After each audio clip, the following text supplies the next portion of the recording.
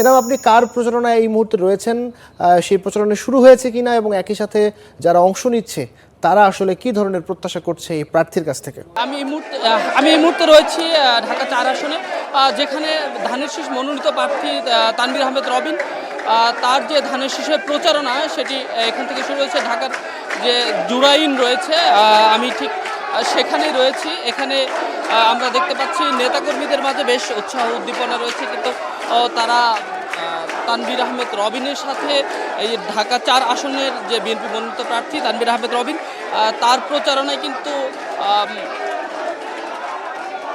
তানভীর আহমেদ রবিনের যে প্রচারণা, সেই প্রচারণায় কিন্তু স্থানীয় লোকজন সহ বিএনপির অঙ্গ সংগঠনের নেতাকর্মীদের কিন্তু আমরা বেশ উপস্থিতি দেখতে পাচ্ছি, এবং তিনি কিন্তু ভোটারদের মাঝে যাচ্ছেন। তার যে প্রতিশ্রুতিগুলো রয়েছে সেই প্রতিশ্রুতিগুলো 20টি প্রতিশ্রুতি দিয়েছেন, সেই প্রতিশ্রুতিগুলো নিয়ে কিন্তু তিনি ভোটারদের মাঝে যাচ্ছেন।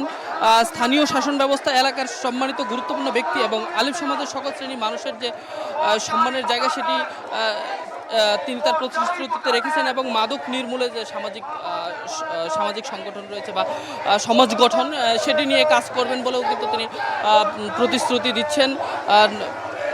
তার যে ভোটাররা রয়েছে, তার অঞ্চলের ভোটাররা রয়েছে, ভোটারদের মাঝে কিন্তু তিনি সেই সকল প্রতিশ্রুতি দিচ্ছেন। আমরা এখানে দেখতে পেয়েছি যে বিএনপির যে অঙ্গ সংগঠন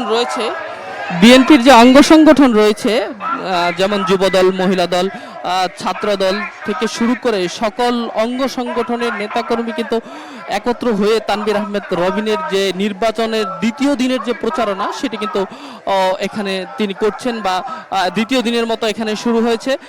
রাজধানীর যে জুরাইন রয়েছে সেই এলাকায় কিন্তু এই প্রচারণা শুরু হয়েছে। তিনি তার যে প্রতিশ্রুতিগুলো রয়েছে ভোটারদের মাঝে, সেগুলো দিচ্ছেন, যেমন কিশোর গ্যাং নির্মূল, প্রশাসনের সহযোগিতা এবং এলাকাবাসীকে সাথে নিয়ে তিনি কঠোর পদক্ষেপ নেওয়ার প্রতিশ্রুতি দিচ্ছেন, এবং এই যে আবাসিক এলাকাগুলোতে যে সমস্ত সমস্যা রয়েছে, যে সকল সমস্যা রয়েছে, যেমন জলাবদ্ধতা শুরু করে গ্যাস, বিদ্যুৎ, যে সমস্যাগুলো রয়েছে, সেই সমস্যাগুলোর যেন সমাধান দিতে পারেন, সেই প্রতিশ্রুতিগুলো কিন্তু তিনি ভোটারদের মাঝে দিচ্ছেন, এবং নেতাকর্মীদের বিপুল উপস্থিতি নিয়েই তিনি এই ভোটের যে দ্বিতীয় দিনের প্রচারণা, সেটি কিন্তু তিনি চালাচ্ছেন। আমরা দেখতে পাচ্ছি, আমরা এই মুহূর্তে যে রয়েছি জুরাইন এলাকায়,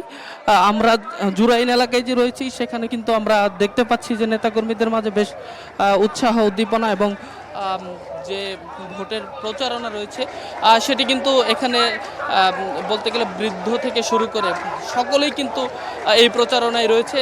ধানের শীষের যে দ্বিতীয় দিনের মতো প্রচারণা চলছে, সেটি কিন্তু এখানে দীর্ঘদিন পর নির্বাচনে যে ভোটের যে আমেজ, উৎসাহ, উদ্দীপনা, সেটি কিন্তু আমরা এখানে এসে দেখতে পাচ্ছি। এই ছিল আমার কাছে ঢাকা ৪ আসন থেকে সবশেষ।